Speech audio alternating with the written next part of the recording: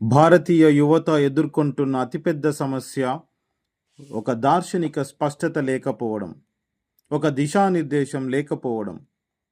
ఆ సందర్భంగానే నేను నా జీవితాన్ని తీర్చిదిద్దిన మహనీయుల గురించి, పరిస్థితుల గురించి రాయాలనుకున్నాను. అంతే తప్ప ఈ సందర్భంగా కొందరికి నివాళి ఇవ్వడానికి గాని, లేదా నా జీవితాన్ని ఎత్తి చూపుకోవడానికి గాని కాదు.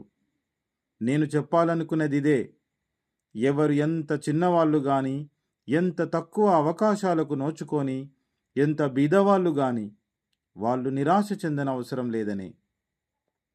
తమను తాము మలుచుకోవడానికి నా జీవితం ఎవరికన్నా ఆదర్శప్రాయమనేటంత ఆలోచన నాకు లేదు.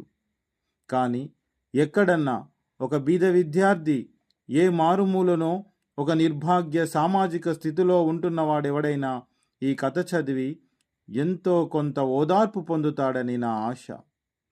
అటువంటి పిల్లలు తమ మిథ్యాత్మక దాస్యం నుంచి, బంధనాల నుంచి విడివడడానికి నా జీవితయాత్రా కథనం ఎంతో సహకరిస్తుందని నమ్ముతున్నాను అంటూ, మనమందరం మనలో ఒక దివ్యాగ్నితో జన్మించాం. మన ప్రయత్నాలెప్పుడూ ఆ అగ్నికి రెక్కలిచ్చేలా ఉండాలి.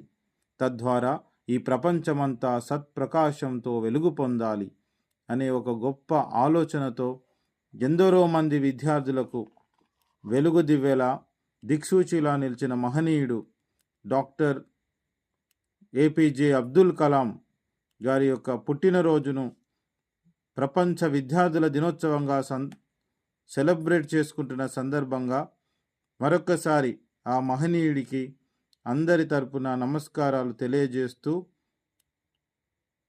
డాక్టర్ ఏపీజే అబ్దుల్ కలాం గారికి నివాళులు. Thank you.